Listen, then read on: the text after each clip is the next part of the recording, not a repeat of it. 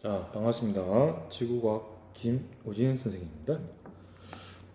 이 파트는 좀 다시 한번 복습한다 생각하시고 시험 공부한다 생각하시고 들어주시면 되겠습니다. 자, 194쪽입니다. 요 빅뱅 우주론의 한계인데요. 이제 앞에서 이제 그 허블이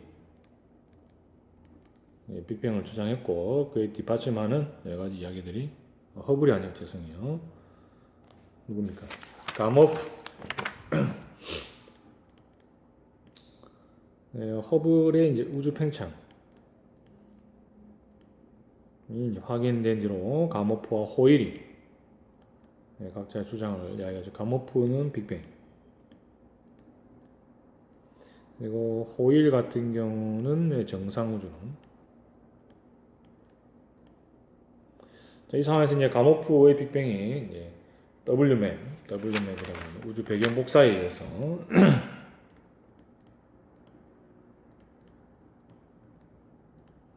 엄청난 이제 증거로 채택이 되고 지지를 받게 되죠. 그래서 이제 빅뱅이 거의 기정사실화 되게 됩니다.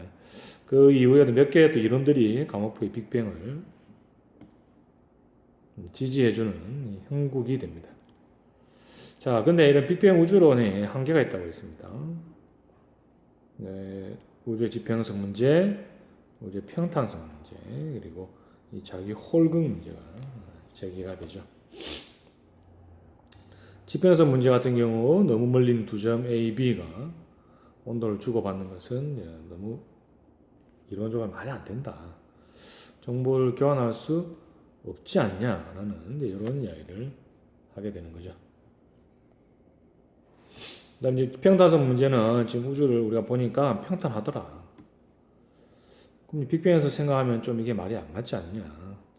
이렇게 이제 이야기가 되고, 초기 우주 밀도가 매우 정밀한 하나의 값으로만 설정이 돼야만 가능한 일인데, 즉 확률적으로 낮은 일인데 이게 일어났으니까 좀 그렇지 않냐 이렇게 물어보는 거고, 세 번째로는 이제 자기 홀극, 자석이 혼자 있는 N극 혼자, 그리고 S극이 혼자 있는 이런 게 존재를 해야 되는데 이게 관측이 안 된다는 거죠.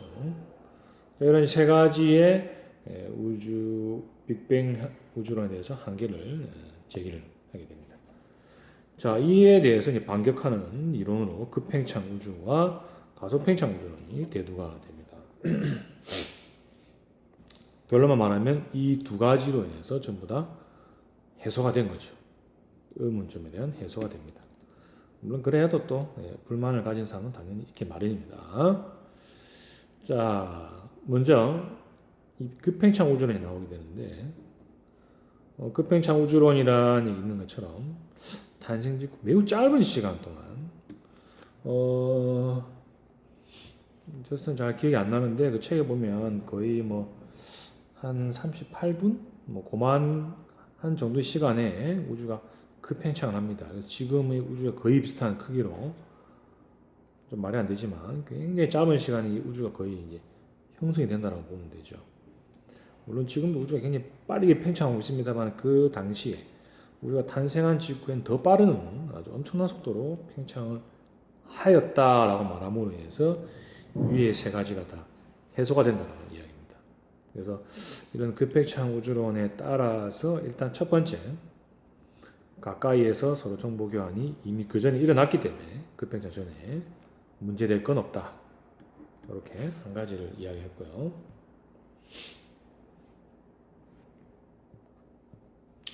또 하나의 문제인 평탄성 문제. 앞에서 이것은 초기에 굉장히 정밀한 밀도가 설정이 되어야만 되는데 이것은 마찬가지로 우주가 급팽창한다면 특별히 문제될 건 없다라는 이야기입니다. 밀도하고도 관계없다라는 거죠. 조금 이제 의문이 가긴 하지만 어쨌든 해제됐고, 자기 홀극 문제 같은 경우는 급팽창 전에 많았다. 하지만 우주가 팽창하면서 밀도가 감소해서 우리가 보기 어렵다라는 이야기를 합니다. 이건 무슨 말이랑 비슷하냐면 제가 예를 들면 검은색 초콜릿 콩을 들고 교실에서 여러분에게 던졌다. 그럼 여러분이 그 콩을 찾기는 쉬울 겁니다. 하지만 제가 학교 옥상에 올라가서 학교 바깥으로 콩을 던졌다. 이런 경우는 찾기 좀 어렵죠. 그것처럼 공간이 넓어지면 사실은 찾기 어렵지 않습니다. 이해됐나요? 자, 그렇게 해서 이제 모든 의문은 해소가 끝났습니다. 급팽창 이론으로 다 커버해버렸죠.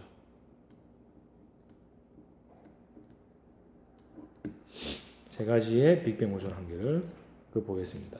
자, 그 다음에 이번에 이제 가속 팽창에 대해서 한번 좀 이야기를 할 겁니다.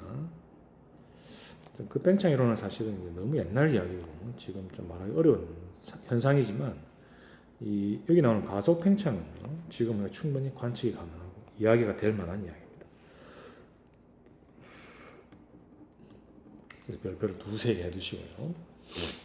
자, 먼저 가속 팽창 이론 이야기를 하기 전에 오늘의 주인공은 IA형 초신성입니다. 그 지금 오른쪽에 설명이 나와 있는 그림도 있습니다. 이걸 먼저 볼게요. 쌍성계를 이루는 백색 외성이 동방성으로부터 물질을 끌어들여 질량이 일정 한계를 넘었으면 폭발하는 것이 초신성이 바로 IA형 초신성이라고 되어 있습니다. 자, 먼저 이 초신성이라는 말이 나오는데 여러분이 이제 별의 일생에서 배웁니다.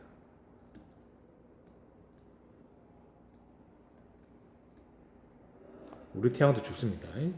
우리 태양도 죽으면요 백색 외성이 되고, 우리 태양보다 조금 더 질량이 큰 별들 같은 경우는 중성자별이나 블랙홀이 되게 됩니다. 그거를 일단 알아두시고, 그래서 이제 예를 들어 우리 태양보다 좀 질량이 큰 어떤 별이 이제 적색 거성이 되면 좀 더 커지잖아요. 적색 거성이 빨간색 칠해볼까요? 그 다음에 일어나는 일이 바로 초신성입니다. 이게 폭발하게 돼요. 가운데 백색 외성이 남고 나머지 물질들이 붕 하고 우주로 퍼져나가게 됩니다. 이때 엄청나게 광도가 급격히 증가하는 것을 관찰하게 됩니다. 이게 바로 초신성이라는 현상입니다. 우리가 예전에는 별의 일생을 모를 때는 초신성이 폭발할 때 하늘에서 별이 엄청나게 밝게 빛나기 때문에, 예를 들면 조선시대라고 하면 새로운 임금이 우리에게 올 것이다, 새로운 지도자가 탄생할 것이다, 이렇게 봤습니다. 하지만 사실은 초신성은 탄생의 의미는 아니고 이것처럼 별이 소멸하는 모습이긴 하죠. 자, 이렇게 해서 초신성은 제가 설명드렸고, 초신성의 자세한 내용은 참고서나 우리 교과서 앞에 있으니까 한번 찾아보시기 바랍니다. 쌍성계라는 말이 나옵니다. 자, 우리가 별이, 우리 태양 같은 경우는 그러니까 우리 태양계에서 보면 스타, 즉 별은 하나뿐이죠. 하지만 다른 별에 가보면요, 다른 태양계에 가보면 별이 두 개인 경우가 허다합니다. 이렇게 해서 어떤 질량 중심에 대해서 둘이서 뱅글뱅글 돌아요. 마치 지구와 달이 돌듯이. 이렇게 혼자 있는 별이 전 세계 우주의 50%고요. 이렇게 두 개의 별이 돌고 있는 걸 쌍성계라고 합니다. 자, 이 내용은 지금 제가 말씀드린 심화 내용이긴 한데 뭐 기억하셔도 되고 그냥 알고 계시면 될 것 같은데, 빛나는 별 두 개가 또 무게 중심에 대해서 서로 같이 돌고 있습니다. 이러면 이 태양계에서는 말 그대로 별이 두 개입니다. 자, 그거는 놔두고, 그 다음에 이 별들이 마찬가지로 일생을 보냅니다. 별의 일생은 어차피 마찬가지입니다. 역시 조그만 별에서 적색 거성이 되다가 또 폭발해서 터지게 되죠. 자, 근데 이 둘 중에 누구 하나가 먼저 늙었어요. 먼저 늙어서 백색 외성이 됩니다. 얘라고 할까요? 제가 이제 백색 외성이 됐고요. 그 옆에 있는 애는 이제 이 거성 단계를 거쳐서 이제 폭발하기 직전이에요.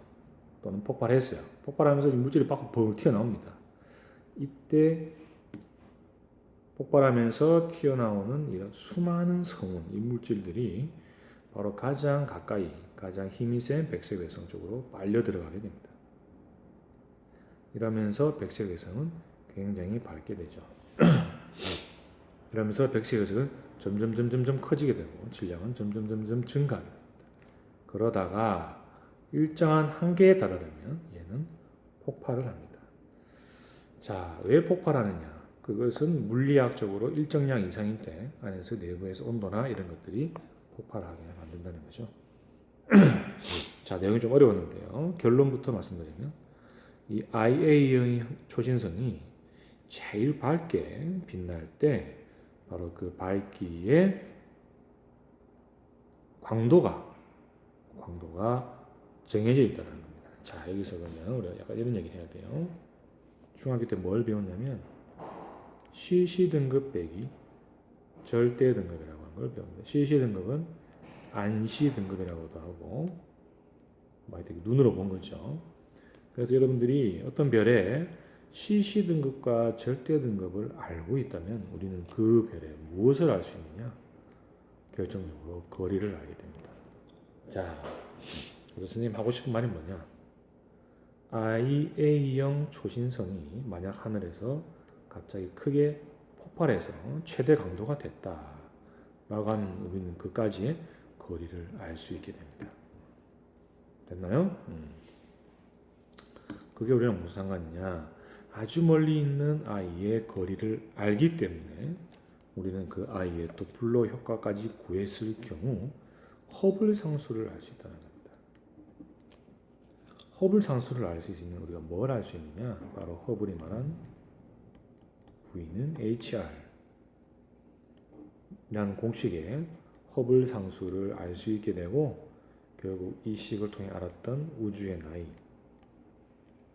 우주의 크기 등을 좀 더 정확하게 알 수 있게 됩니다. 자, 그래서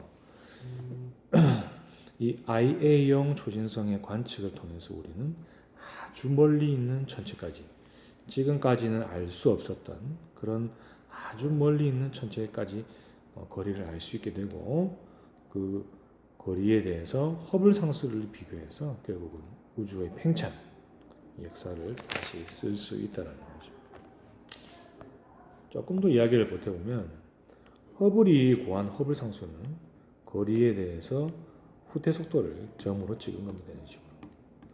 그래서 초창기에는 이렇게 거리가 짧은 좀 가까이 있는 천체들을 알 수 있었지만 IA형 초신성 덕분에 굉장히 멀리 있는 천체들의 거리의 후퇴 속도까지 알게 되면서 우리는 허블 상수를 처음에 이렇게 구했다 하더라도 나중에는 이렇게까지 구할 수 있는 업적이 생기게 되죠. 이것으로 인해서 우리는 우주가 가속 팽창한다는 사실을 알게 된 것입니다. 그래서 지금 가속 팽창 우주에 대한 이야기를 할 수 있다라고 보시면 되겠습니다.